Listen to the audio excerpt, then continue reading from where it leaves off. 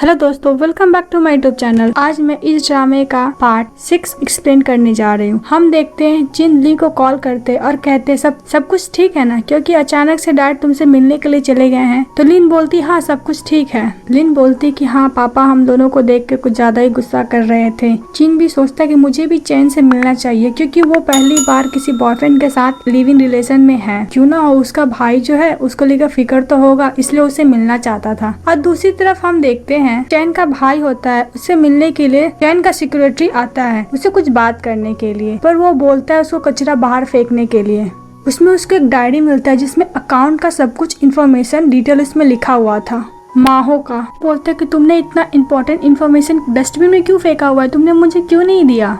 और ये सब बोलते हैं वो इम्पोर्टेंट काम के लिए वो वहाँ से चला जाता है। दोनों डेट पर आए थे, कुछ ज्यादा ही बिजी थे और बहुत इंजॉय कर रहे थे। वो दोनों साथ में गेम खेल रहे थे। वो ली जो है वो चैन का सिक्योरिटी को देख लेती है। वो चैन को लेकर जल्दी जल्दी से जहाँ पर फोटो क्लिक होता है उस रूम में चली जाती है, ताकि वो उस लोगों को ना देख पाए। सच में चैन का सिक्योरिटी उन दोनों को ढूंढ नहीं पाता है और वो दोनों उस रूम में तो चले गए थे, तो वो लोग फोटो क्लिक कराने लगते हैं। चैन का सिक्योरिटी वहाँ से जाता है।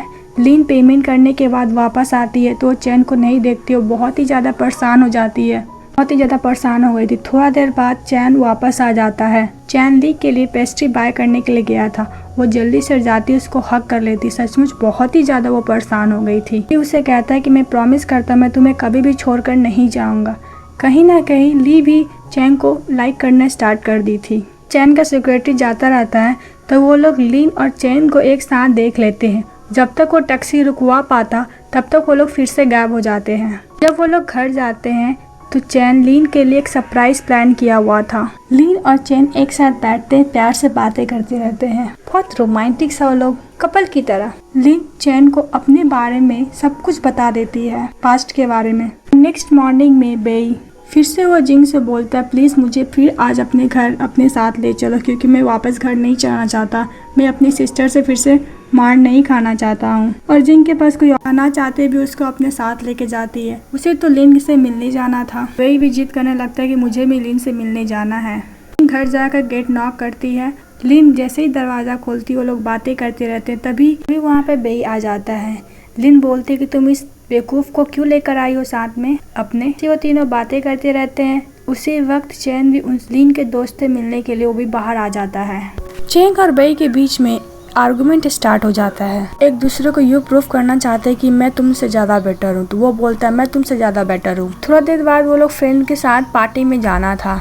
चैंग भी बोलता है कि मैं भी जाना चाहता हूँ, पर ली उसे मना कर देती है। कैसे लेके जा सकती थी, उस कॉलेज का प्रोफेसर जो था, अगर वो लेके जाती तो कुछ ना कुछ प्रॉब्लम भी हो जाता। इसलिए वो बोलती कि अगर कुछ इंपॉर्टेंट होगा तो मैं तुम्हें कॉल कर लूंगी और बुला लूंगी। वो वहाँ पर बेचारे को अकेले छोड़ के चली जाती है पार्टी में। वहाँ पे सभी बहुत ज्यादा इंजॉय कर रहे थे, एक दूसरे से बातें कर रहे थे। सभी स्टूडेंट से चैन के बारे में इंफॉर्मेशन इकट्ठा करने लगती है। बहुत उसे पता चलता है, ये भी पता चलता है कि चैन के फियांसी थी। उसे ये नहीं पता चलता है कि उन लोग का पहले से ही ब्रेकअप हो चुका है, और उसे ये भी नहीं पता चलता है कि फियांसी कौन थी। लिन चैन की एक्टिंग कर ही रही थी, तभी वहाँ पे चैन पहुँच जाता है। क्या कुछ सामान छूट गया था, इसलिए उसको देने के लिए वहाँ पे आया था। को प्रोफेसर चैन को देख के वहाँ पे सभी का हालत टाइट हो जाता है। तो चैन लिन का कुछ ज्यादा ही केयर कर रहे थे कपल की तरह, तो सब लोग एकदम शॉक्ड हो जाते हैं। सब जानना चाहते हैं इन लोगों के बीच में चल क्या रहा है। लिन जिंग को फंसा देती है, बोलती कि हम लोग के बारे में जिन अच्छे से तुम लोग को बताएगी, और वो चैन को लेके वहाँ से निकल जाती है। जिन सभी को झूठ बोलती कि मुझे बॉस का कॉल आ रहा है, बहुत इंपॉर्टेंट है, मुझे जाना होगा। अभी तो मैं तुम लोग को इन्फॉर्मेशन नहीं दे पाऊंगी, लेकिन बाद में तुम सभी को बता दूंगी। यहाँ पे दोनों बहुत ही ज्यादा एंजॉय कर रहे थे, बस में रात में घूम रहे थे, अरे कपल की तरह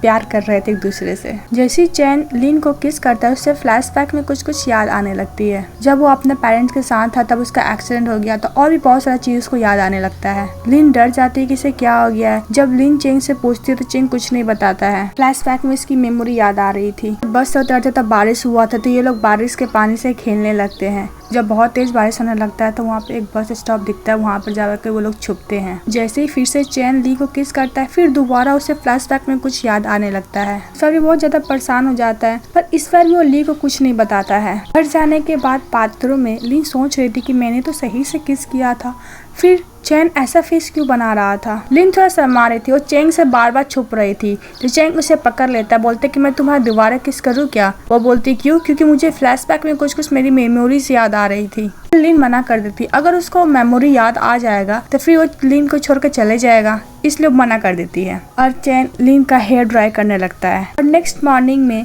लिन जी को सॉरी बोलती कि कोई प्रॉब्लम में उसको डालकर चली गई थी ना, इसीलिए। लिन से बोलती है देखो यार, बार बार मैं तुम्हें नहीं बता पाऊंगी, उसके प्यार व्यार में मत पड़ना, जब उसको याद आ सका तो तुमको छोड़कर चले जाएगा। पर लिन तो ऑलरेडी उसे प्यार करने लगी थी। जिन परेशान हो जाती, अगर लिन को चैंग के फियांसे के बारे में पता चलेगा तो परेशान हो जाएगी। पर अभी फिलहाल वो चैंग को इसके बारे में नहीं बताती है। इसके बाद हम देखते हैं लिन और चैन एक साथ मूवी देखने के लिए जाते हैं और मस्ती में मूवी देखते हैं। इसके बाद एक कपल का काउंसलिंग हो रहा था, वहाँ पे वो लोग चले जाते हैं। जैसे जैसे वो बंदा करने के लिए कह रहा था, वो लोग भी वैसे ही किए जा रहे थे। लास्ट में वो बंदा उन दोनों के पेपर देता है, बोलता है कि तुम अब एक दूसरे के बारे में एक अच्छा एक बुरा बातें लिखो। चैन लिखता है कि मैं बहुत ही बुरा था, पास्ट में मैं लिन के साथ बहुत ज़्यादा मिसबिहेवियर करता था, लेकिन अच्छा बात उसने ये लिखा था कि जब से मैं लिन के साथ रह रहा हूँ मैं बहुत ही ज़्यादा खुश हूँ। लिन बहुत ही ज़्यादा इमोशनल हो जाती है, उसको हक कर लेती है, बोलती है कि इस बार मैं बिजनेस ट्रिप से वापस आओगी ना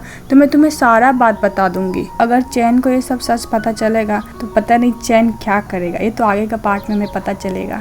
अपने बिजनेस ट्रिप पर गई थी, वो चैंग के पहले वर्कर को ढूंढ रही थी कि वो माहो का हेल्प किया था, वो उसे ढूंढने लग जाती है। दूसरी तरफ हम देखते हैं कि चैन बोलता है कि चलो हम लोग खाने पीने कुछ सामान खरीद लेते हैं। वो सुपरमार्केट जाता है। फिर हम देखते हैं कि कोई चैंग को पीछा कर रहा है, तो मॉल में भी उसको पीछा किए जा रहे थे। फिर चैंग को भी डाउट होने लगता है, वो वहाँ से भागने लगता है और वो दो बंदे भी उसका पीछा करने लगता है। भागते भागते वो किसी से टकराता है और स्टेयरकेस से नीचे गिर जाता है।